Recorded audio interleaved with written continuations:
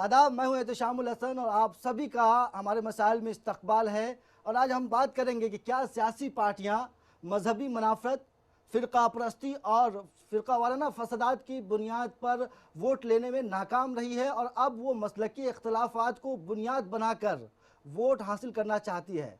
पिछले दिनों दिल्ली में कई कॉन्फ्रेंस हुई। जमीयत उलमा हिंद की जानिब से कॉन्फ्रेंस की गई, ऑल इंडिया मरकज़ी जमीयत अहले हदीस की जानिब से कॉन्फ्रेंस की गई, इंटरनेशनल सूफ़ी कॉन्फ्रेंस की गई जो ऑल इंडिया उलमा मशाइख बोर्ड ने मुनक़िद की थी।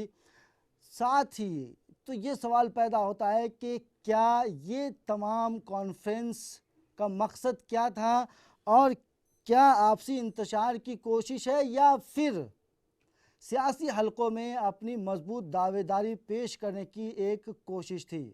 तो क्या ये आपसी इंतशार की कोशिश है या फिर अपनी सियासी हलकों में एक मजबूत दावेदारी की कोशिश है? इस मौजू पर बात करने के लिए हमारे साथ मौजूद हैं बहुत अहम शख्सियात हमारे साथ मौजूद हैं। अगर जमीयत उलमा हिंद की हम बात करें तो जनरल सेक्रेटरी मौलाना अब्दुल हमीद नोमानी साहब हैं। अब्दुल हमीद नोमानी साहब का इस्तकबाल है। साथ में हमारे मौजूद हैं मरकज़ी जमीयत अहले हदीस के कौमी जनरल सेक्रेटरी मौलाना असगर अली इमाम मेहदी साहब। ऑल इंडिया उलमा मशाइख बोर्ड के कोऑर्डिनेटर हमारे साथ तो मौजूद है मौलाना खुशतर नूरानी साहब और वेलफेयर पार्टी ऑफ इंडिया के सदर हैं डॉक्टर कासिम रसूल इलियास साहब। तो इस प्रोग्राम का हम आगाज़ करेंगे। सबसे पहले हम बात करेंगे कि क्या दिल्ली में लगातार कई कॉन्फ्रेंस हुई है, तो इस पर हम ये जानने की कोशिश करेंगे तमाम जो यहाँ पर उलमा किराम बैठे हैं कि इनका पहला रिएक्शन क्या है और जानने की कोशिश करेंगे कि आखिर इस कॉन्फ्रेंस की मंशा और इसका पैगाम क्या था। तो जमीयत उलमा हिंद के मैं मौलाना अब्दुल हमीद नोमानी साहब से दरख्वास्त करता हूँ कि मौलाना आप बताएं कि क्या इसका मंशा था। जो भी कॉन्फ्रेंसेस हुई, हम एक कॉन्फ्रेंस की बात नहीं करेंगे अभी, हम उन तमाम कॉन्फ्रेंस की बात करते हैं कि आखिर इस कॉन्फ्रेंस की मंशा और इसका पैगाम क्या था। पैगाम बिल्कुल साफ है और मुल्क के आवाम को भी पता है, सरकार को भी पता है, तंजीमों को भी पता है। और अब तो जो है ये पूरी दुनिया जो है वो घर आंगन जो है वो बन चुकी है। यहाँ जो आप इधर देखते हैं कि 22 महीने के करीब जो है ये जो मरकज़ी सतह पे जो इक़्तिदार में तब्दीली आई और उसके बाद जो है वो लोग जो आप इससे पहले जो है 6 साल जो है इक़्तिदार में रहने के बाद, लेकिन वो ताकत जो है वो पहले की सरकारों के पास नहीं थी। जिस अक्सरियत के साथ जो है 282 सीटों के साथ जो और मजबूती के साथ जो है नरेंद्र मोदी की सरकार आई है, इस तरह जो है आप ये कह सकते हैं कि ऐसी ताकत इक़्तिदार में जो है 1200 साल के दरमियान जो है ये इक़्तिदार में आने का मौका नहीं मिला था। तो ऐसे लोगों को लगा कि अब जो है हमारी सरकार है और हम जो चाहें करें, जो चाहें बोलें। तो पूरे मुल्क में जो फ़िरका वाराना आहंगी को लेकर जो है और एक लोगों के दरमियान जो एक तरह जो है ताल्लुकात हैं और कई मसाइल को लेकर जो है जो एक तरह जो दूरी पैदा हुई, नफ़रत पैदा हुई और जिस तरह लोगों ने जो बयानात दिए इश्तियाल अंगेज़, तो सब चीज़ों को लेकर जो है ये ज़रूरी हो गया था कि कम से कम जो है जहाँ तक हो सके जो है इसके ख़िलाफ़ जो है आवाज़ उठाई जाए और जो है वो सरकार को मतवज्जे किया जाए कि ये क्या हो रहा है, इसका जो है सबका साथ सबके विकास से जो है वो क्या लेना देना है। ये तो इससे जो है मुल्क जो है पीछे जाएगा और जो है हिंदू, मुस्लिम और ईसाई और दीगर फ़िरक़ों के दरमियान जो है वो नफ़रत पैदा होगी। वो आदमी जो आवाम की तरफ से मुंतखब हैं और असम्बलियों में जो है पहुँचे हुए हैं और जो है पार्लियामेंट में जो है पहुँचे हुए हैं, उनकी तरफ से अगर इस तरह का बयान आएगा कि जो 85 से 90% आबादी है हिंदू अक्सरियत की जो है उसको आप जो है वो गलत सिमत में ले जा रहे हैं और अगर इस तरह जो है माहौल में जो है टकराव पैदा होगा और नफ़रत का माहौल बनेगा तो उससे जो है वो मुल्क का माहौल ख़राब होगा और लोग जो है वो तरक्याती कामों पर और जो बुनियादी मसाइल हैं उन पर तवज्जो देने के बजाय लोग जो है वो जज्बाती मुद्दों से जो है जुड़ जाएंगे, जो मुल्क के लिए, समाज के लिए और वहाँ के आवाम के लिए बेहतर नहीं है। खुशतर नूरानी साहब, आप कितना इत्तेफाक रखते हैं मौलाना अब्दुल हमीद नोमानी साहब की बातों से? जिस तरह से उन्होंने कहा कि वुज़रा इश्तियाल अंगेज़ बयानात दे रहे थे और इश्तियाल अंगेज़ी का एक सिलसिला शुरू हो गया था, फ़िरका वाराना बयानात दिए जा रहे हैं, साथ में कहीं ना कहीं फ़िरका परस्ती को तक़वियत देने की कोशिश की जा रही थी, उसको रोकने के लिए या उस पर कदगन लगाने के लिए, ये वो उस आवाज़ को पहुँचाने के लिए ऐवान तक। इस तरह के कॉन्फ्रेंस किए गए और इसके बेहतर नताज सामने आएंगे, जैसा अब्दुल हमीद नोमानी का। क्या आपको लगता है, आपके प्रोग्राम में भी बहुत सारे वुज़रा शामिल हुए, प्राइम मिनिस्टर शामिल हुए, तो आपको लगता है कि अब्दुल हमीद साहब नोमानी साहब ने जो बातें कही हैं वो सही हैं? नहीं, बिल्कुल सही है। मैं इत्तेफाक करता हूँ कि हिंदुस्तान के अंदर जो इंटॉलरेंस का माहौल है और नई गवर्नमेंट के आने से कहीं ना कहीं उस पर फ़र्क आया है और बड़े पैमाने पर आया है। देखिए, जितनी पिछले दिनों कॉन्फ्रेंस हुई, आपने बात की है, सब कॉन्फ्रेंस के अपने अपने मकासद थे, सबके अलग अलग मकासद थे। इसलिए आप ये नहीं कह सकते कि तमाम जितनी कॉन्फ्रेंस हुई है उसको एक साथ जोड़ के देखा जाए। मैं दूसरे के क्या क्या मकासद थे मैं तो ये बात नहीं कह सकता, लेकिन अपने जो वर्ल्ड सूफ़ी फ़ोरम हमने किया है 4 रोज़ा, उसका मकसद बुनियादी तौर पर यही था कि आलमी सतह पर जो इंटॉलरेंस का माहौल है और शिद्दत पसंदी है। देखिए, दहशतगर्दी और शिद्दत पसंदी जो है वो 2 सतह की है मेरी नज़र में। एक तो सबसे बड़ी बात है कि जो अमलन आप देख रहे हैं, जो दाइश और तालिबान वगैरह के ज़रिए जो की जा रही है, इसके अलावा जो इंतहा पसंदी, नज़री तौर पर जो इंतहा पसंदी लोगों के अंदर आ गई है, उसको भी काउंटर करने की ज़रूरत है। बुनियादी तौर पर यही, जब लोगों को जब हथियार मिल जाता है तो फिर वो अमली तौर पर दहशतगर्दी करके मैदान में आते हैं। तो वर्ल्ड सूफ़ी फ़ोरम का मकसद ये था, ये करने का इनेकाद, कि इस तरह की कॉन्फ्रेंस के ज़रिए पूरी दुनिया को ये मैसेज दिया जाए, ये पैगाम दिया जाए कि तसव्वुफ़ एक ऐसा नज़रिया है जहाँ पर ख़ुद हिंदुस्तान के अंदर जब इस्लाम की दावत व तबलीग के हवाले से या गंगा जमनी तश्कील के हवाले से सूफिया ने बड़ा अहम किरदार अदा किया है और इससे किसी को भी ब्रॉडली इनकार नहीं है। तो उस चीज़ की रिवाइवल और एहया की ज़रूरत है और इसी वजह से पूरी दुनिया से, आलम इस्लाम से नुमाइंदों को बुलाया गया। तकरीबन 25 से ज़्यादा मुल्कों के नुमाइंदे यहाँ पर आए। हिंदुस्तान, आज़ाद हिंदुस्तान में ये पहली बार ऐसा हुआ कि तमाम खानकाहें जो इस्लाम की दावत व तबलीग में और गंगा जमनी तहज़ीब की तश्कील और फ़रोग़ में नुमाया किरदार अदा कर रही थी, वो एक प्लेटफॉर्म पर जमा हुए। तकरीबन 250 से ज़ायद खानकाहों के सज्जादगान और बाहर के मुल्कों के नुमाइंदे मौजूद थे, जिन्होंने बहुत मजबूती के साथ तसव्वुफ़ के फ़रोग़ के लिए काम किया। खुशतर नूरानी साहब, इसका एक मकसद तो सामने आया कि इंटॉलरेंस, आदम रवादारी जो बढ़ रही थी बड़ी तेज़ी से, उसको रोकने के लिए या उसको लेकर के ये कॉन्फ्रेंस मुनक़िद की गई थी। हमारे साथ डॉक्टर कासिम रसूल इलियास भी हैं, वेलफेयर पार्टी के सदर की हैसियत से एक सियासी पार्टी को आप चला रहे हैं। आप जो कॉन्फ्रेंस हुई हैं दिल्ली में, तकरीबन 3 कॉन्फ्रेंस हुई हैं, बड़ी कॉन्फ्रेंस थी तीनों, इसको आप किस तरह देखते हैं? जिस तरह से एक तरफ अब्दुल हमीद नोमानी साहब ने कहा कि जमीयत उलमा हिंद मुल्क में जिस तरह से इश्तिआल अंगेज़ी और फ़िरका वाराना फसादात और फ़िरका परस्ती के बयानात जो दिए जा रहे थे, उस बात को, उस मैसेज को हुकूमत तक पहुंचाने के मकसद से किया गया। दूसरी तरफ इंटॉलरेंस, आदम रवादारी, सूफ़ी जो प्रोग्राम हुए, उसमें कहीं ना कहीं इस बात को उठाने की कोशिश की गई थी। तो आपको क्या लगता है कि जिस तरह से सूफिया कराम के आने से हिंदुस्तान में इस्लाम फैला, लेकिन आज जो सूरत हाल है, कॉन्फ्रेंसेस हो जाती हैं लेकिन पैगामात आम नहीं हो पाते, जो उसका मकसद है, जो जिन चीज़ों को फोकस करने की कोशिश की जाती है वो नहीं हो पाती हैं, क्या कहेंगे आप? देखिए, पहली बात तो ये कि मैं इन जो 3 कॉन्फ्रेंसेस हुई, इनमें से 2 में मैंने पार्टिसिपेट किया और इजहार ख्याल भी किया, जमतुल्लाह की कॉन्फ्रेंस में भी और अहले हदीस कॉन्फ्रेंस में भी, और अगर सूफ़ी कॉन्फ्रेंस का इन्विटेशन होता तो उसमें भी जाता। मेरा ये ख्याल है असल में कि ये तीनों कॉन्फ्रेंसों के दरमियान में एक चीज़ मुश्तरक है, यानी बुनियादी तौर पे ये था कि हिंदुस्तान के अंदर जो इनटॉलरेंस का माहौल पैदा हो रहा है और जिस तरह हिंदू और मुसलमानों के दरमियान नफ़रत की दीवारें की जा रही है, और जिस तरह से एक ख़ास हुकूमत या एक ख़ास पार्टी की हुकूमत बन जाने के बाद जिस तरह मुल्क के अंदर बदअमनी का माहौल पैदा हो गया है, इस माहौल के अंदर हमें, जहाँ ये इस बरसों से, सदियों से हिंदू और मुसलमान साथ साथ रहते रहे हैं, अंग्रेज़ों ने पहली बार दड़ाने पैदा करने की कोशिश की थी और उस काम को अब ये मौजूदा जो परसर इक़्तिदार पार्टी है इसको आगे बढ़ावा देना चाहती है। तो वक्त का ये तकाजा था कि हमें हिंदू और मुसलमानों के दरमियान पैदा होने वाली इस खलीज को पाटा जाए। तो एक तो ये इन कॉन्फ्रेंसों का एक मौजू ये था और बहुत अच्छा मौजू था, बहुत ज़रूरी था, ये वक्त का तकाजा था ये। और दोनों कॉन्फ्रेंसों में जिसमें मैं शिरकत हुआ हूँ उसमें मुसलमान भी शरीक हुए, गैर मुस्लिम भी शरीक हुए। दूसरा मौजू जो इस कॉन्फ्रेंस का था वो ये था कि इस्लाम के नाम पर जो दहशतगर्दी का माहौल खड़ा किया जा रहा है मुल्क में भी और मुल्क से बाहर भी, ख़ास तौर से बार-ए-सग़ीर यानी आपके मशरिक़ वस्ता में, इस पर आप देखेंगे कि हिंदुस्तानी मुसलमानों की कोई दीनी जमात या कोई इस्लामी तंजीम ऐसी नहीं थी जिसने इसको कंडेम ना किया हो और इसको गैर इस्लामी ना कहा हो और इसको ये कहा कि इस्लाम का इससे कोई दूर दूर तक ताल्लुक़ नहीं है। अब अफसोस की बात यह कि हमारे मुल्क में जो कि यानी दहशतगर्दी के नाम पर जो कुछ हो रहा है उसको मुसलमानों से जोड़कर देखना बिल्कुल गलत है। मेरे पास वो तमाम तफसीलात है कि ये मुसलमानों को खामखा इसके साथ मुलविस करने की कोशिश की जा रही है हिंदुस्तान के अंदर, मैं कह रहा हूँ आपसे। या ये कहना कि दाइश और ISIS जो है वो इस मुल्क के अंदर कदम रख रही है, ये बिल्कुल बेबुनियाद बात है। इसकी अब तक कोई सबूत फराहम नहीं कर सकी हुकूमत। तो ये इल्ज़ाम है मेरे नज़दीक इस वक्त जो हो रहा है। लेकिन अलबत्ता ये कि इस्लाम की तस्वीर दागदार हो रही है, जो कुछ यानी मशरिक़ वस्ता में हो रहा है उससे पूरे दुनिया के अंदर इस्लाम की तस्वीर दागदार हो रही है। तो ये बात तो पूरी ताकत और शर बसत साथ में मुस्लिम उलमा की तरफ से आनी चाहिए थी, चाहे वो सूफ़ी कॉन्फ्रेंस के ज़रिए से आ रही हो, चाहे जमीयत उलमा के प्लेटफॉर्म से आ रही हो, चाहे जमीयत अहले हदीस प्लेटफॉर्म से आ रही हो।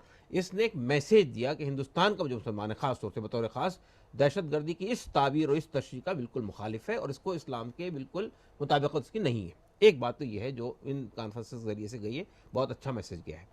अलबत्ता मैं ये समझता हूँ कि जो बरसकदार हुकूमत है हमारी, उसने जिन बुनियादों पर ये इक़्तिदार में आई थी, सबका साथ सबका विकास, अच्छे दिन आने वाले हैं, इस पूरे 22 महीनों में ये उन मुद्दों पर बिल्कुल फ्लॉप हो चुकी है। और अब क्या है कि नॉन इश्यूज़ को इश्यूज़ बनाने की वो कोशिश कर रही है। यानी ये हिंदू और मुसलमानों के दरमियान, यानी आप देखेंगे कहीं लव जवाहत, कहीं घर वापसी, कहीं गाय का गोश्त, इस नाम पर पिछले 22 महीनों में जो तुमार मचा रखा है इस हुकूमत ने। और अब JNU के मसले को देख लीजिए, JNU के मसले को भी किस तरह से मिस हैंडल किया इस हुकूमत ने। मैं ये महसूस करता हूँ कि ये सिर्फ इसलिए किया जा रहा है कि लोगों की तवज्जो उन असल मसाइल की तरफ न जाए जिसको बुनियाद बनाकर ये बरसर इक़्तिदार आई थी ये हुकूमत।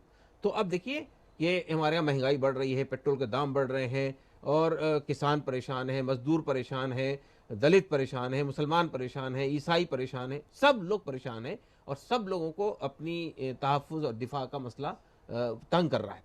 ऐसे में जब लोग मुतालबे कर रहे हैं कि हुकूमत डिलीवर करे, हुकूमत ने जो वादे किए थे उसको पूरा करे, तब आपको गैर ज़रूरी कामों में उलझाया जा रहा है। जहाँ तक मेरा ख्याल है कि ये जो इस वक्त में ये कॉन्फ्रेंसेस ने बहरहाल ये मैसेज ज़रूर दिया है कि हम अमन के ख्वाहिशमंद हैं, हम पूरे दुनिया में अमन चाहते हैं, अपने मुल्क में भी अमन चाहते हैं और हम चाहते हैं कि इंसाफ हो, सबके साथ बराबरी का सलूक हो और मुसलमानों और हिंदुओं के दरमियान नफरत की दीवारें न खड़ी की जाए। हिंदू और मुस्लिम के दरमियान नफरत की दीवारें खड़ी ना हो। बातों का सिलसिला हम जारी रखेंगे, लेकिन उससे पहले एक छोटा सा ब्रेक लेते हैं और ब्रेक के बाद बात करेंगे कि क्या इन कॉन्फ्रेंस के सियासी पहलू पर हम बात करेंगे। फिलहाल लेते हैं एक छोटा सा ब्रेक। ब्रेक के बाद बहुत जल्द हाजिर होते हैं।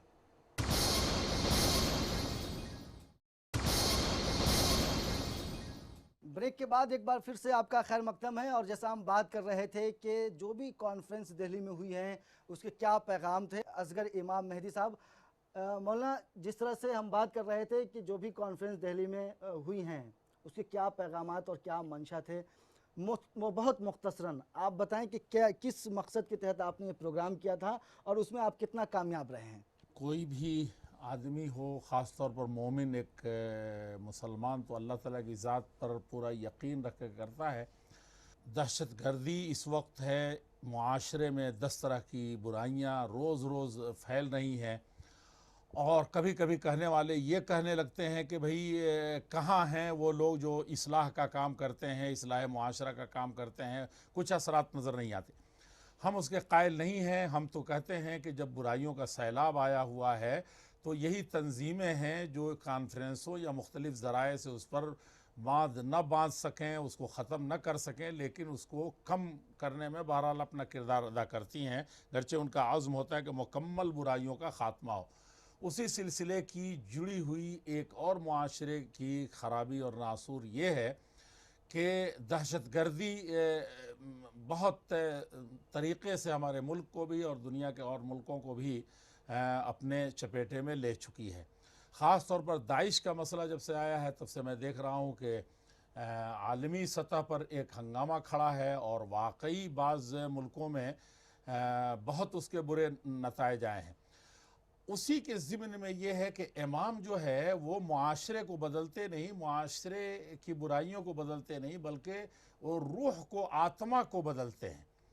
और ये उनका काम है कि एक बच्चे से लेकर के एक बूढ़े तक, एक मर्द से लेकर के एक औरत के टच में वो होते हैं मुख्तलिफ़ नाहिए से और तकरीरें करते हैं।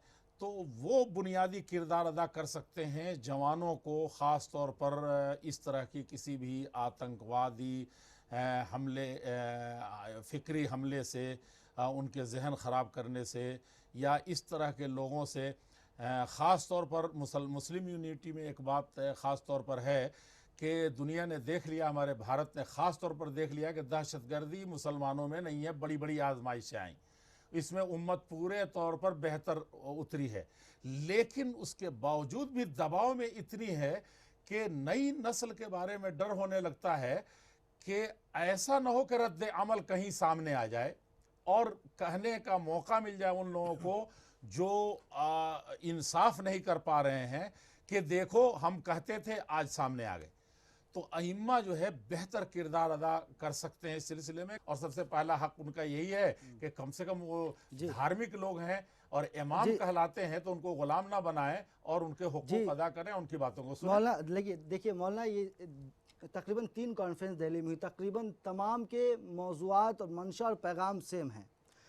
ये अलग बात है कि अलग अलग जगहों पर हुआ, अलग अलग तंजीमों ने किया, तो क्या मौलाना अब्दुल हमीद नोमानी साहब इस नाजुक दौर में क्या नहीं लगता है कि इत्तेहाद बैनुल मुस्लिमीन की ज़रूरत है? जैसा कि आप तमाम ने जिक्र किया अभी कि अभी जो वक्त है, जो हालात है, उसमें जो पैगामात जा रहे हैं लेकिन अलग अलग प्लेटफॉर्म से जा रहे हैं, तो ऐसी सूरत में क्या इस बात की ज़रूरत नहीं है कि कहीं इत्तेहाद बैनुल मुस्लिमीन की ज़रूरत महसूस की जा रही हो?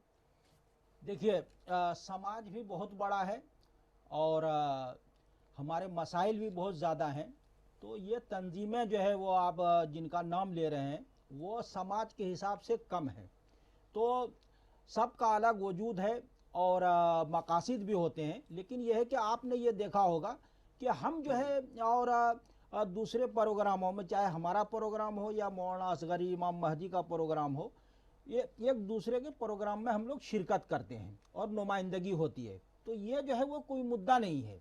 मुद्दा ये है कि आप जो है जो मसाइल हैं और जो मुश्किलात हैं उनको लेकर जो है कहीं जो है वो मुतजाद जो है रवैया तो नहीं है, लेकिन ये कि इस हवाले से आप देखेंगे कि कोई मुतजाद जो है रवैया नहीं है।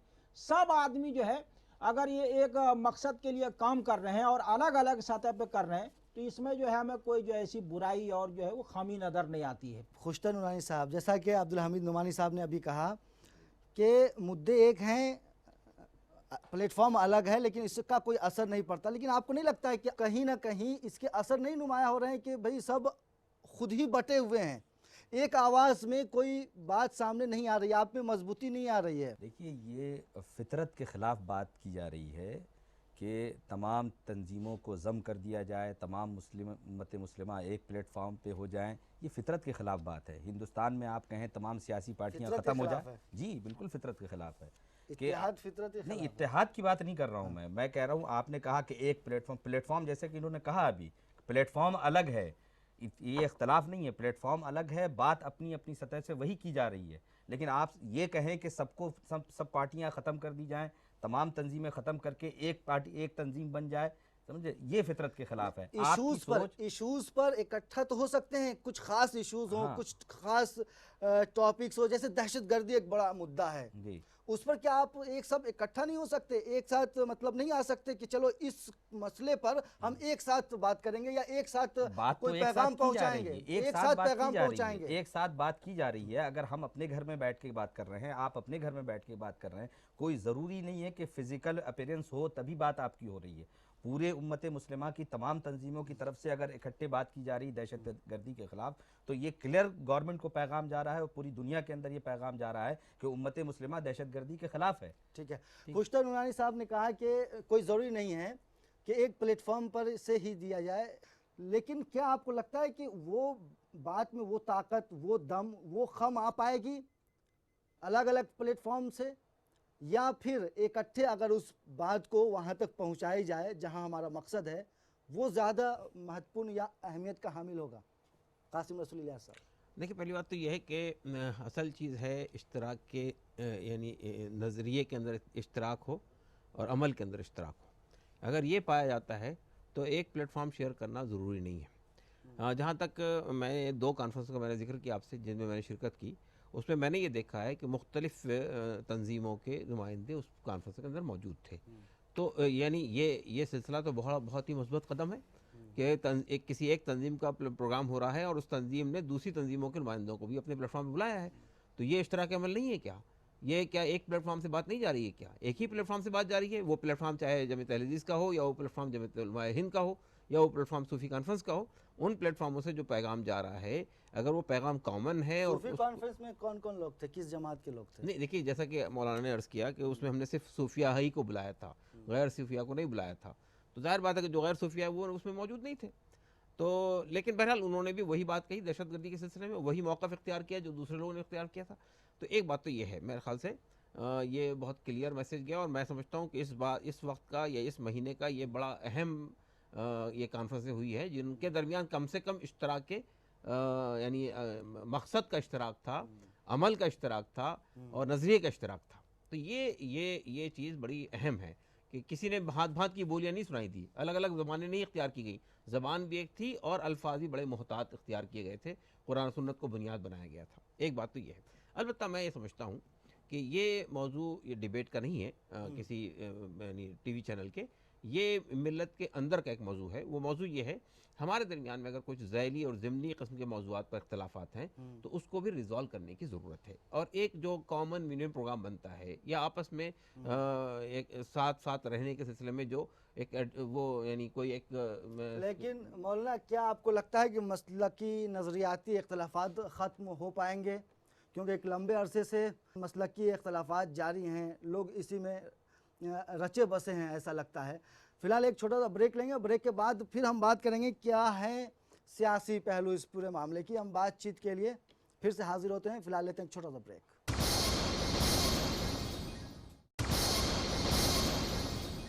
ब्रेक के बाद एक बार फिर आपका खैर मकदम है, और हम बात करेंगे तमाम अपने मेहमानान से कि क्या है इन कॉन्फ्रेंस के पीछे सियासी पहलू या सियासी मुज़मिरात। हमारे साथ मौजूद हैं मौलाना अब्दुल हमीद नोमानी साहब। गर्चे ये प्रोग्राम मौलाना अरशद मदनी साहब की क़यादत वाली जमीयत ने किया था, लेकिन मौलाना महमूद साहब उस स्टेज पर मौजूद थे। तो क्या लगता है, आपने किसी एक बड़ी पार्टी को मदऊ किया? छोटी पार्टियां भी आपके स्टेज पर थी, लेकिन बड़ी पार्टी को आपने, किसी एक बड़ी पार्टी, अगर हम बात खुलकर करें तो कांग्रेस को आपने मदऊ किया, बीजेपी को नज़रअंदाज किया।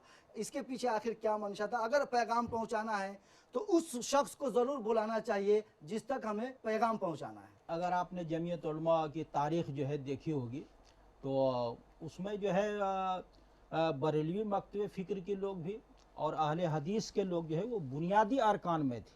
और सियासी पार्टियों का जहाँ तक ताल्लुक़ है तो आरएसएस से और संघ से और जनसंघ से हमारा जो है वो नज़रियाती इख्तिलाफ है।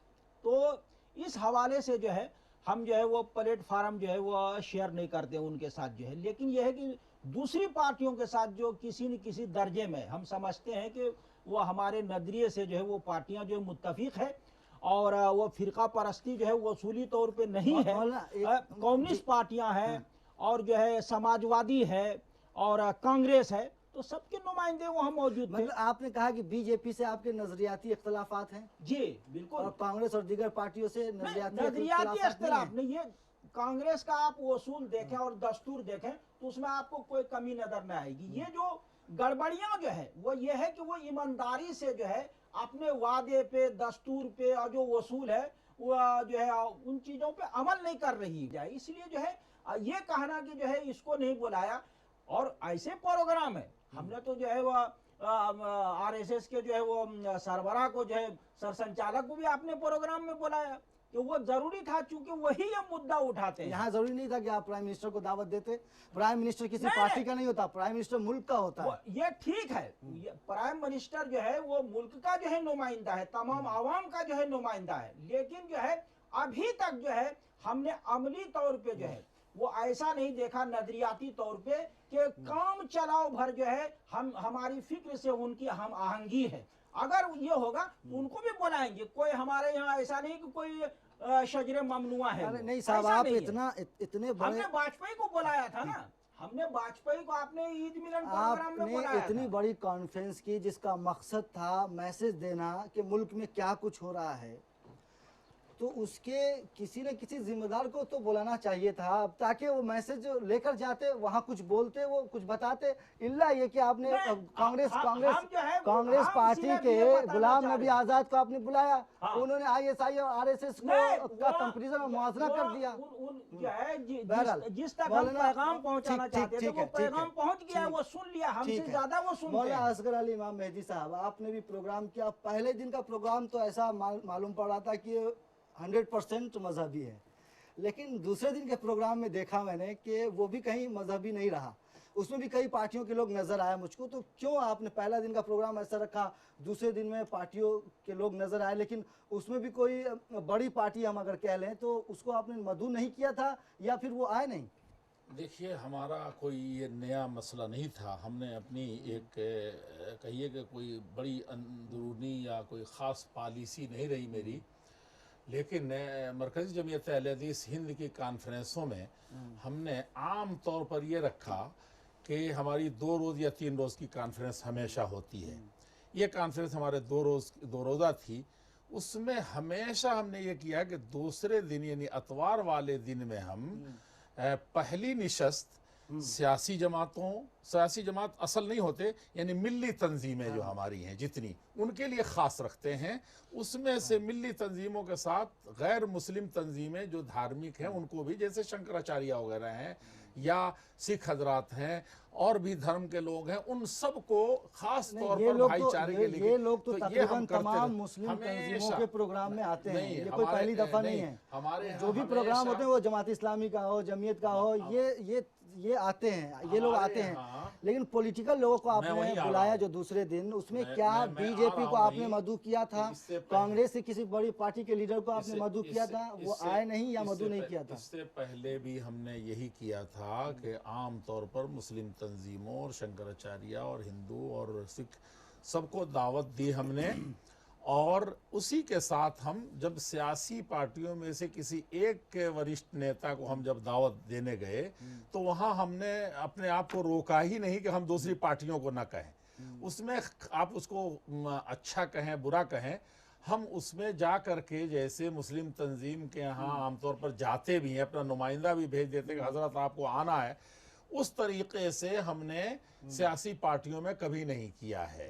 इल्ला माशाल्लाह कभी ऐसी कोई बात आ गई तो हमने हर पार्टी को बिला पार्टी देखे हुए शख्सियात को हमने मुख्तलिफ पार्टियों के खतूत भेज दिए थे। आप देखेंगे हमारे तीनों आर्गन जो हैं, हिंदी, अंग्रेजी, इस्लाह समाज, द सिंपल ट्रूथ मंथली और अंग्रेजी पर्चा, और उस सब में हमने मैसेज किन लोगों को मधु किया था जो आए नहीं? देखिए, मैंने वहाँ पर देखा एनसीपी के लीडर थे, वहाँ पर मैंने देखा बहुजन समाजवादी पार्टी के लीडर थे, और भी कुछ रहे होंगे बहरहाल। लेकिन आपने बड़ी पार्टी अगर बीजेपी और कांग्रेस की बात करें तो इन दोनों में से किन लोगों को मधु किया था और वो नहीं आए? हमारी एक आदत होती है कि आम तौर पर जैसे मुस्लिम मेंबरान पार्लियामेंट है, उनको आम तौर पर हम दावतनामा भेज देते हैं। इसी तरीके से जो वजीर होते हैं, सिर्फ मुस्लिम मेंबरान पार्लियामेंट को क्यों भेजते हैं? क्योंकि हम हिंदुस्तान में रह रहे हैं, हमारे मसाइल सिर्फ मुस्लिम मेंबरान पार्लियामेंट हल नहीं कर पाएंगे। वो तमाम लोगों की कौमी यकजहती की बात करते हैं हम, और फिर इस तरह की बात करते हैं। ये अर्ज कर दूं कि पूरी बात आप मेरी सुन लें थोड़ी सी, 2 जुमलों में कह देता हूँ कि हमने तमाम जैसे मुस्लिम मेंबरान पार्लियामेंट को भेजते हैं, उसी तरीके से हम कोशिश करते हैं कि अहम नेता किसी के भी पार्टी के हों उनको भी भेजते हैं। चुनांचे मैंने सबको भेजा था। आप मेरे सीनियर्स देखें सारे पर्चों के स्पेशल इशू, तो उसमें आपको 1-2 भाजपा के लोगों के भी मैसेज मिल जाएंगे, उससे आपको पता चलना चाहिए। कांग्रेस के लोगों का गांधी का उसमें मतलब आपने तमाम पार्टियों को मधु किया, लेकिन उसमें से कुछ लोगों ने आना मुनासिब नहीं समझा। बहरहाल मौलाना खुशतर नूरानी साहब, सूफी कॉन्फ्रेंस कामयाब कॉन्फ्रेंस रही जैसा लोगों की राय है, लेकिन इसमें एक बड़ा सवाल कि आपके प्रोग्राम को हम अगर बात करें तो ठीक है, प्रधानमंत्री आए, सबके प्रधानमंत्री है, लेकिन आपके भी प्रोग्राम में बीजेपी के अलावा, यानी जो एनडीए की सरकार है उसके वजीरों के अलावा कोई दूसरे लोग नजर नहीं आए।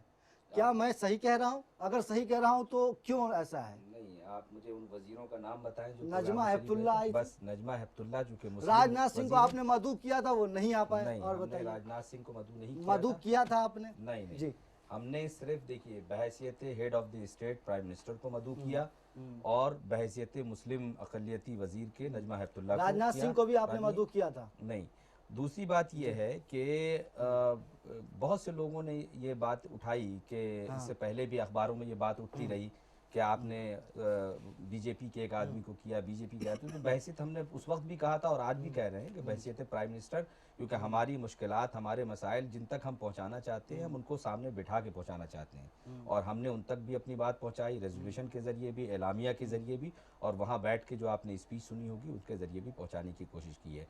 उसके अलावा बहुत से हालांकि बहुत से बीजेपी के बहुत से लोगों ने, मतलब जो मुस्लिम थे, उन्होंने चाहा कि हम भी शरीक हों, लेकिन हमारा क्लियर कट स्टैंड था कि बीजेपी के हों या किसी के भी हों, हमारा कंसर्न चूँकि जिस शोबे से है, हमें उन्हीं को मदऊ करना, हमने उन्हीं को मदऊ नहीं, किया। आप कैसी बात करें, बीजेपी के बहुत सारे लीडरान प्रोग्राम में मौजूद थे, आप लेकिन बताएं मुझे, मैं आपसे पूछना चाहता हूँ, आप बताइए। देखिए, एक तो नजमा हेपतुल्लाह थी, उसके अलावा वो तो मैं आपसे छोटे कह रहा अगर हूँ, उसके अलावा बताइए दिल्ली ना। सरकार की अगर बात करें तो बहुत सारे लीडरान आप थे। मुझसे, मैं आपसे आप नाम पूछ रहा विजुअल हूँ, देख लीजिए, विज्ञान भवन आप में मौजूद विजुअल, था, आप नाम बताइए। विज्ञान भवन में मौजूद थे, हम नाम आप नाम सबका बताइए। नाम लेना मुनासिब नहीं है यहाँ पर, नहीं। लेकिन मौजूद थे, मैं जानता हूँ, मैंने देखा है वहाँ पर, बहरहाल। लेकिन आपने ये मुनासिब नहीं समझा कि किसी दूसरी पार्टी को मदऊ किया जाए, जबकि वहाँ पर और भी देखिए, ये लीडरान कोई मौजूद सियासी थे। प्रोग्राम नहीं था जिसको आप कह रहे हैं कि जिसको लेकिन- सारे पार्टियों को, लोगों को मदऊ किया जाए। ये कोई सियासी प्रोग्राम नहीं था। अच्छा, सियासी प्रोग्राम होता तो हम जरूर मदऊ करते। हमारा एक खास कंसर्न था इस प्रोग्राम के जरिए, जिनको जो मुताल्लिक अफराद थे उनको मदऊ किया गया। बाकी ये थोड़ी कोई है कि सियासी प्रोग्राम हो रहा है, सियासी एजेंडा है कि जिसपे हम तमाम पार्टियों को बुलाएंगे। लेकिन और इसीलिए ये भी आपको लेकिन एक मौलाना, बात और सवाल, क्लियर कर दूं, मुझे नहीं, एक बात और क्लियर कर ले दीजिए कि इस वजह से उनके लिए जो हमें अपनी बात पहुंचानी थी, एक प्रोग्राम में हमने मदऊ किया, वरना 18, 19, 20 हमने किसी भी प्रोग्राम में कोई भी मामूली, चाहे वो मुस्लिम मेंबरान पार्लियामेंट भी हो, अगर वो सियासी आदमी हो, तो हमने उनको मदऊ नहीं किया। अच्छा, ठीक है मौलाना, आपने सूफी कॉन्फ्रेंस कराया, बहुत कामयाब रही, लेकिन अब देख रहे हैं कि विज्ञान भवन में प्रोग्राम हुआ, सिक्योरिटी के सख्त इंतजाम रहे और सब कुछ रहा है ना चारों तरफ। ये इल्ज़ाम आ रहे हैं लगातार कि ये कहीं ना कहीं हुकूमत नवाजी का मंजर पेश कर रही थी ये सूफिया कॉन्फ्रेंस। मैं बहुत क्लियर बताता हूँ कि आप मामूली सा एक जुलूस भी निकालते हैं तो हुकूमत के, यानी बरसरे इक़दार जो भी होगी, मौलाना उसके अरशद ताउन के मदनी- बगैर नहीं कर सकते अच्छा। ये काम। मौलाना आप अरशद जुलूस मदनी ने निकालते ताउन हैं, नहीं आप लिया। डीएम से आप आपको परमिशन ताउन लेते मिला था क्या मौलाना? असगर अली मेहदी साहब से पूछ रहा हूँ। मैं तो कभी नहीं किसी आप- से किसी तरह का ताउन नहीं लिया है। रह गया इंतजामिया जमीयत का जो उलमा काम हिंद है को वो ताउन करती मिला है। था किसी नहीं, तरह का? ठीक है, ताउन आगे से चलिए। क्या मुराद है आपकी? ताउन से क्या मुराद है? आप जो कह रहे हैं वही नहीं नहीं वही नहीं, आप ये प्रोग्राम करते हैं तो या हुकूमत से क्या सिक्योरिटी नहीं लेते हैं? मुझे बताइए। लेते हैं, बिल्कुल से आपको सिक्योरिटी ठीक की है। जरूरत है। आप क्या ये अपील नहीं ठीक करते है, कि आपके मौलाना, मेहमान आए तो है। वीजा आप उनको दें? हाँ। ये अपील नहीं करते हैं। इसके अलावा कौन सी ताउन की बात है वो बता दीजिए आप। फिलहाल एक छोटा सा ब्रेक लेते हैं, ब्रेक के बाद बातों का सिलसिला रखेंगे, ये जो बातचीत हो रही है उसका सिलसिला जारी रखेंगे और हम बात करेंगे क्या मुसलमानों पर इस कॉन्फ्रेंस का असर पड़ेगा।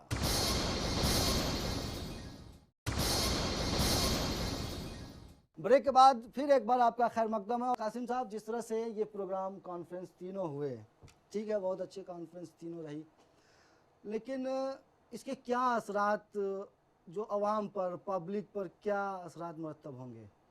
देखिए, पहली बात तो ये है कि मैं ये महसूस करता हूँ तीनों कॉन्फ्रेंस में कि ख़ास तौर से ये जो सूफ़ी कॉन्फ्रेंस हुई थी, इसके तमाम तर अच्छे पहलुओं के साथ में मेरे नज़दीक इसका ख़राब पहलू ये था कि इस कॉन्फ्रेंस का इफ्तिताह मुल्क के वज़ीर आज़म ने किया।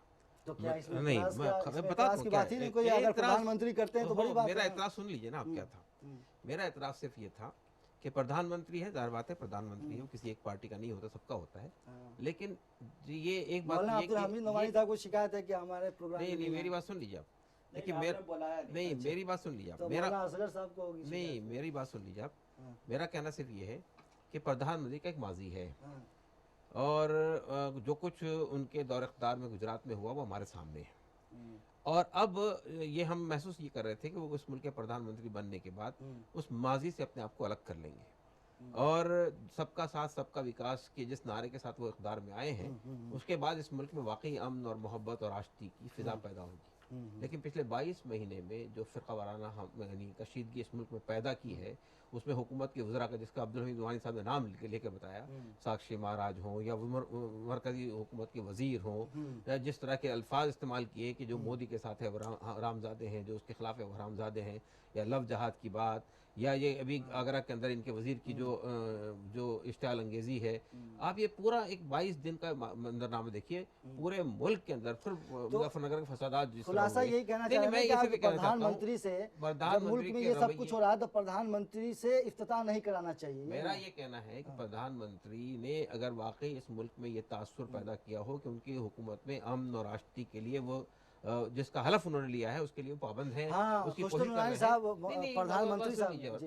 दूसरी बात ये कि आप देखिए कि ये सब कुछ हो रहा है, लोग प्राइम मिनिस्टर से ये मुतालबा कर रहे हैं यानी ऐवान पार्लियामेंट में, इस पर आप बोलिए, वो चुप्पी इख्तियार लिए हुए मौन धारण करे हुए।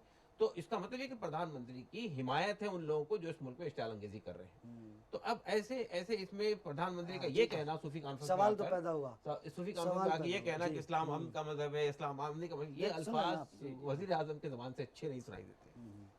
क्या तो कहेंगे पहली आप बात खुशबू तो मैं नूरानी ये साहब? क्लियर कर दूं कि आपने भी अभी दोहराया है, आप एक जिम्मेदार मीडिया के फर्द में हैं, कि प्रधानमंत्री ने इस कॉन्फ्रेंस का इफ्तिताह नहीं किया था। आपने अभी इस बात को दोहराया है कि प्रधानमंत्री ने इस कॉन्फ्रेंस का इफ्तिताह किया था, बहैसियत मेहमान हमने उनको बुलाया था जब वो एक सेशन हाँ, हो नहीं, लेकिन चुका था, मीडिया उसके में यही बाद बात आए। है, मीडिया में यही बात नहीं, है कि मीडिया में गलत है, वो प्रधानमंत्री तो आप भी वहाँ ने मौजूद इस थे। इस सूफी आप कॉन्फ्रेंस मौजूद को थे। अगर कोई बड़ा आदमी आता है ना जी। तो लोग इफ्तिताह तो नहीं, तो उसी आप से क्यों कराते ये हैं गलत और ये बोल बात रहे हैं? है। प्रधानमंत्री किस वक्त आए थे वो आपको पता है, वो बीच में आए थे और एक बहैसियत मेहमान आए, उन्होंने अपने आप को जो पेश कर रहा था उन्होंने कहा।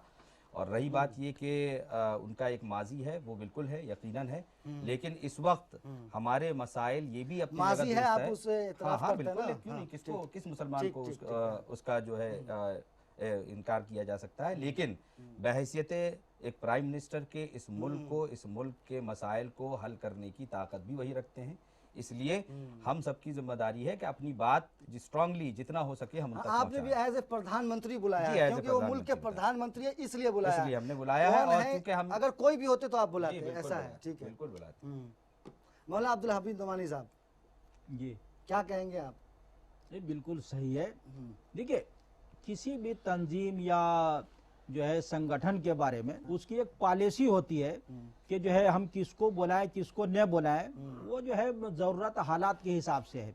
लेकिन यह है कि आपको मालूम है कि नरेंद्र मोदी जो है वो संघ के जो है वो कामयाब जो है प्रचारक और मुबल्लिग रहे हैं। लेकिन और वो इनका उन्होंने कहना है कि उससे हम अलग हमने नहीं किया एज ए है। प्रधानमंत्री, और उन्होंने जो अगर बिहार प्रधान में जो है वो हुजूर SC, वाला ST को कोई भी रिजर्वेशन को प्रधानमंत्री लेकर जो होता बयान दिया है। और अगर उन तक इनकी रसाई होती तो ये बुलाते, नहीं, कोई भी प्रधानमंत्री होता, मैंने ऐसा कहा कह रही है। कि इन्होंने जो गलत किया है, इन्होंने अपने हिसाब से बोला कि ये जो है बोला कि हम जो कुछ मैसेज जो उन तक पहुंचाना चाहते हैं, हम अभी जो है ये नहीं समझ रहे हैं कि हमारी फिक्र से और हमारे मकसद से वो जरूरत भर भी जो है वो हम आ गए या करीब आए हैं। हाँ। इसलिए हमने नहीं बुलाया, हम नहीं समझ रहे थे कि वो जो है आगे जो हमारे नहीं तो लिए आप कोई ये मुफीद नहीं, होंगे। आपने बुलाया नहीं और आप ये नहीं समझ रहे थे कि बुलाने की जरूरत है, लेकिन मसले का हल कहाँ है?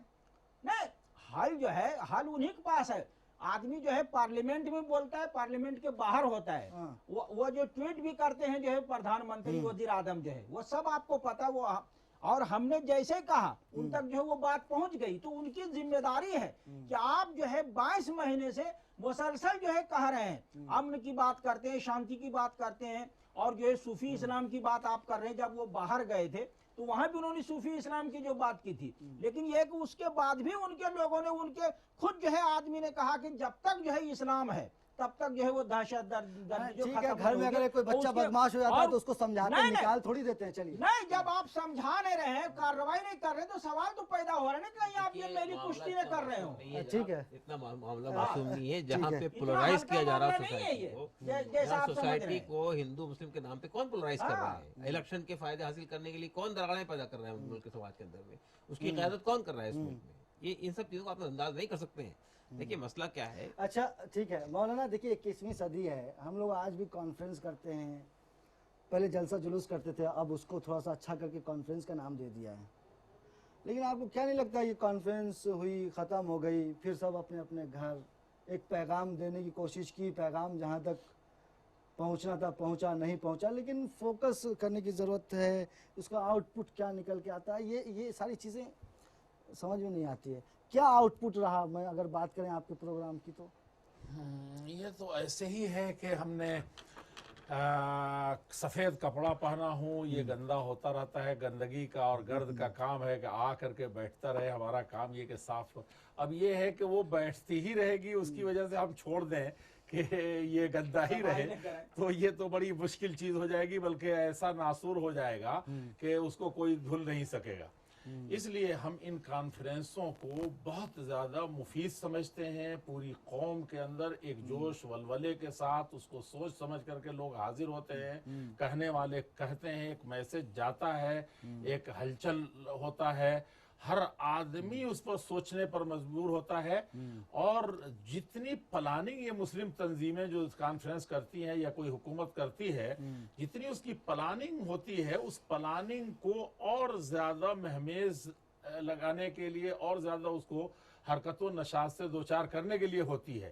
नहीं है कि एक वक्ती तूफान आया और बह करके ख़त्म हो गया, बल्कि हमारी जो प्री प्लानिंग है, हमारे मकासिद हैं, उन मकासिद को एक तो आगे बढ़ाना है, दूसरे ये है कि उसमें तवानाई और कुव्वत बख्शना है। ये और हमने महसूस किया है कि किसी भी तंजीम ने भी कोई कॉन्फ्रेंस की है तो उसके वाज़ेह असरात बाद में नजर आए हैं। हकीकत ये है कि उसमें जितनी बुराइयां हमने मुआशरे में पाल रखी हैं, और उसके मुकाबले में अभी हमारे कासिम भाई ये जो कह रहे थे कि खुद घर के या मुल्क के रखवाले हों या अंदर के जो इस्लाह करने वाले हों, वो खुद ही जब एक तरह से बैठे हुए हों, तो ऐसे में हम चाहें कि एक कॉन्फ्रेंस में उसी के कल होकर के हम कोई इनकलाब देख लें, कोई ऐसी तब्दीली देख लें जो, लेकिन ऐसा तो नहीं है कि मौलाना हम पहली दिन से पहली बार कोई कॉन्फ्रेंस किया है, मतलब साल में नहीं तो 10-15 बड़ी कॉन्फ्रेंस हो जाती है मुल्क भर में, होती है 10 का इतने बड़े मुल्क में तो मेरे ख्याल से ज्यादा ही हो जाता है, सैकड़ों कॉन्फ्रेंस होती है। बल्कि अगर ये कह लें कि रोजाना 30 स्टेट तो हर महीने अगर कहें हफ्ते में, अगर हम बात करें तो हफ्ते में एक बड़ी कॉन्फ्रेंस हो जाती है, लेकिन ये कॉन्फ्रेंस होती है, खत्म हो जाती है, फिर मामला जो का तू रहता है, कोई असर नहीं पड़ता है।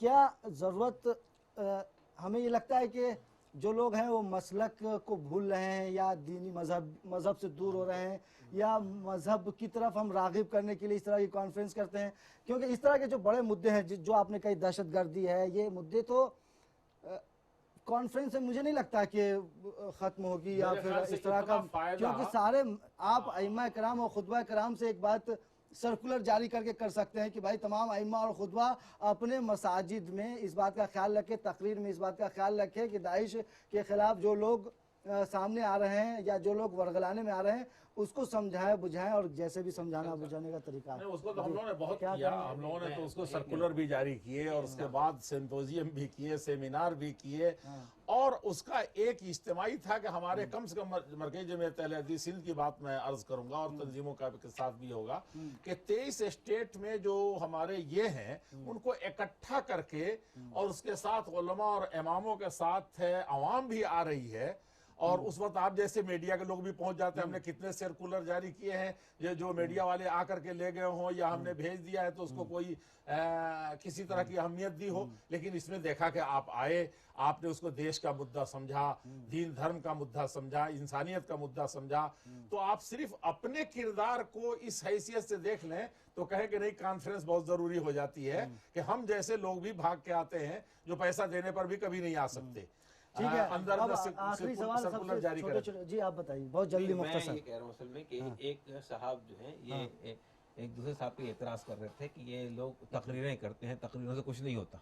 वो तकरीर कर रहे थे कि भाई ये तकरीरों से कुछ नहीं होता, तो उन साहब ने कहा कि आपको भी इसके लिए तकरीर करनी पड़ेगी ये साबित करने के लिए। लेकिन एक लंबे वक्त से हम तकरीर कर रहे हैं, एक लंबे वक्त से तकरीर कर रहे हैं। ठीक है, अब हम बाइंड अप करेंगे, आखिरी मरहला चल रहा है। जितनी आग लग रही है इस वक्त, चाहे वो अंदर माशरे की बुराई हो या दहशतगर्दी की बुराई हो, वो सब डायलॉग ही और तकरीरी की बुनियाद पर चल रही है। अभी जो आपने बताया इलेक्शन के मौके से इतने भेदभाव हो गए मुजफ्फरनगर का, दुनिया का, ये तो सब तकरीरों के ठीक ही है। सिले में हुआ था। देखिए, तो अब अच्छाई के लिए भी तकरीर ना हो तो क्या हजरत होगा? हम बाइंड अप करेंगे। देखिए, अब तीन बड़ी कॉन्फ्रेंस हुई, सबका एक मकसद था दहशतगर्दी का खात्मा। तो आप लोग कई बातें सामने आई कि भाई अलग अलग प्लेटफॉर्म से भी आवाजें उठाई जा सकती हैं, हम लोग मुनकिर नहीं है, लेकिन एक अगर- जगह हम हाँ, हो करके तो ना आप बुलंद करें इस पर और क्या सब राय इकट्ठा है? हो देखिए, जाएं, हमारा एक एक मंच आखिरी से सवाल है, करें। बाइंड अप इस वाला पे भी हम सवाल है लोग, हैं, कि ख़्वाह हैं, और क्या करते भी हैं कई अगर हम मुस्लिम मुत्तहिद हो सल्लल्लाहु जाएं अलैहि वसल्लम किसी हम करते किसी रहे हैं। खास मौजू पर, मुस्लिम ऐसा नहीं कि सब सौलत सारे है। मौजूआत पर, जहां आपके मसलकी इख्तलाफात हैं, मजहबी इख्तलाफात हैं, उनको छोड़ करके जो एक तो कॉमन इशू को लेकर के क्या एक प्लेटफॉर्म पर नहीं आ सकते? तो बहुत मुख्तसर 10 सेकंड में। मैंने देखा ना, आपको बताया कि सारे लोग पहुंचे थे एक प्लेटफार्म से, सारे नुमाइंदे थे। तो हाँ। आप ये देख रहे हैं कि अगर वो 15 आदमी जो है भटकने वाले हैं और 100 आदमी भटकने वाले हैं, तो आप ये देखिए कि ये जो है कॉन्फ्रेंस से, बातों से वो 75 आदमी रुक जाते हैं, वरना वो 100% लोग आ जाएंगे उसमें। तो ये सब जो मेहनत जो है, चाहे वो तकरीर हो या अमली तौर पे हो या मुलाकात हो, राब्ता हो, सबका कहीं न कहीं जो फायदा होता है। और एक जगह जो इकट्ठा होने का भी जो है, बात सुनने का जो है, वो जहन साजी भी होती, माहौल साजी भी, तो इसका फायदा है। बहुत आप ये नहीं कह मुख्तसर, सकते बहुत जो है- मुख्तसर। आप भी खुश नूरानी साहब बताइए कि क्या मुत्तहिद होकर किसी कॉमन इशू पर हम क्यों नहीं खड़े हो सकते हैं? खड़े हो सकते हैं, और जब क्यों जब नहीं हो जरूरत रहे पड़ी, जब जब जरूरत पड़ी नहीं, है, आज जरूरत है, नहीं, लेकिन हम वही खड़े मैं नहीं आप हुए, कह रहे हैं, अलग जब अलग जरूरत प्लेटफॉर्म पड़ी से है, उसी बात लोग- को रखे हैं। जी, जब जब जरूरत पड़ी है, देखिए मुसलमानों के यहाँ अलग अलग तरह के इशू हैं। आम हिंदुस्तानी मुसलमानों के जो कॉमन इश्यूज हैं, जब भी जरूरत पड़ी है, मैं आपको याद दिलाऊंगा 1972 में जब मुस्लिम पर्सनल लॉ बोर्ड की बुनियाद पड़ी थी, उस वक्त जरूरत थी कि तमाम मुसलमानों के लोग मुत्तहिद होकर एक प्लेटफॉर्म हुए बॉम्बे की सरजमीन पर, तो वहां आप पर कोई हुए थे। कॉन्फ्रेंस जल्दी करने वाले हैं जिसमें मरकजी जमात अहले हदीस हो और आपकी जमात हो, दोनों एक साथ एक नहीं, प्लेटफॉर्म अभी पर तक आकर तो अभी करें कोई हैं? ऐसा इरादा नहीं है, चलिए, अभी ठीक तो है। इससे फारिग आप हुए कुछ हैं, ऐसा इंशाअल्लाह सोचते फिर हैं देखेंगे। क्या कि सोचते नहीं, हम लोग करते हैं, अच्छा। और करके दिखाते भी हैं। तो करने वाले हैं क्या कि आप आपको यकीन होगा कि मुस्लिम पर्सन आप इसका सूफी मसला हो। हजरात के साथ बैठें और सूफी फिर हजरात तो हाँ, सूफियत को अगर सही माने में ले, जो तज़किया की बात कही जाती है कि जहाँ सिर्फ बंदा अल्लाह का बंदा हो और अल्लाह के बंदों के साथ ही भलाई सोचे, सिर्फ अल्लाह को खुश करने के लिए, लेकिन जिस तो तरह- इसे कौन मुस्लिम तंजीम है जो नहीं करती? तो आप तसव्वुफ की एक यही रूह प्लेटफॉर्म है। पर आइए, जिस ऑल इंडिया और उलमा तो- मशाइख तो बोर्ड है, उलमा उसके मशाइख साथ बोर्ड आप हो, एक साथ हम बैठ तो- करके और भाई ऐलान करें कि हम दहशतगर्दी के खिलाफ हैं। और बिल्कुल, हम पैगाम लोग तो आम- इसको हमेशा कहते भी रहे हैं और करेंगे इंशाल्लाह, आप जानते हैं और कि- सब इकट्ठे हैं हम लोग इस मामले में, और किसी मंच पर भी अभी आपने जमा किया हम लोग है, और इंशाल्लाह मरकजी जमीयत अहले हदीस या जमीयतुल उलमा या जमात इस्लामी ऑल या इंडिया उलमा सूफी मशाइख बोर्ड। उलमा मशाइख बोर्ड, कोई भी पुकारेगा, ठीक है। इकट्ठा हो जाएंगे सब लोग एक। और डॉक्टर कासिम रसूल इलियास साहब 3 मिनट एक्स्ट्रा हो गया है। नहीं नहीं, मैं सिर्फ ये कहना चाहता हूँ आपसे कि देखिए, यही तो all India Muslim personal law board जो मुसलमानों का मुत्तहदा मुश्तरका प्लेटफॉर्म है, जिसमें हर मसलक, हर मकाते फ़िक्र, हर तंजीम की नुमाइंदगी है। ये तो इसीलिए बना था कि मुसलमानों के दरमियान जो कॉमन मौज़ूआत है उसके लिए एक मुश्तरका जद्दोजहद की जाए, और वो कर रहा है वो काम। अलबत्ता मेरा मानना ये है कि जहाँ तक मुसलमानों के इश्यूज़ हैं उस पर तो हम लोग मुतफक्किर हैं, कोशिश भी कर रहे हैं, लेकिन आम इंसानी समाज के सामने जो मसाइल है इस वक्त हिंदुस्तान के, उम्मत मुस्लिमा को बहसत खैर उम्मत के उन मसाइल के हल करने के लिए भी मुत्तहदा कोशिश करनी चाहिए। हमारे बारे में ये राय बन रही है मुसलमानों के बारे में कि इन्हें अपने मसाइल के अलावा मुल्क के मसाइल से, गुर्बत से, बेरोजगारी से, करप्शन से, जुल्म ज़्यादती जो इंसानों पर हो रही है, उससे कोई खास दिलचस्पी नहीं है। ठीक है। तो ये सिचुएशन को हमें बदलना चाहिए, और इस काम के लिए अगर हम मुश्तरका जद्दोजहद करेंगे तो एक बहुत ही सही मैसेज इस मुल्क में जाएगा। देखिए, हमारी बातचीत में यही खुल करके सामने आया कि जो भी मसाइल हैं और उसमें जो अहम मसला है उस पर, जिसको कॉमन इशू कह सकते हैं, कॉमन इशू पर तमाम जो भी मिली तंजीम है उसको एक प्लेटफॉर्म पर आकर अपनी आवाज़ रखनी चाहिए ताकि आवाज़ सुनी जा सके। बहुत शुक्रिया आप तमाम मेहमानों का हमारे साथ जुड़ने के लिए। मुझे दीजिए इजाज़त, आदाब।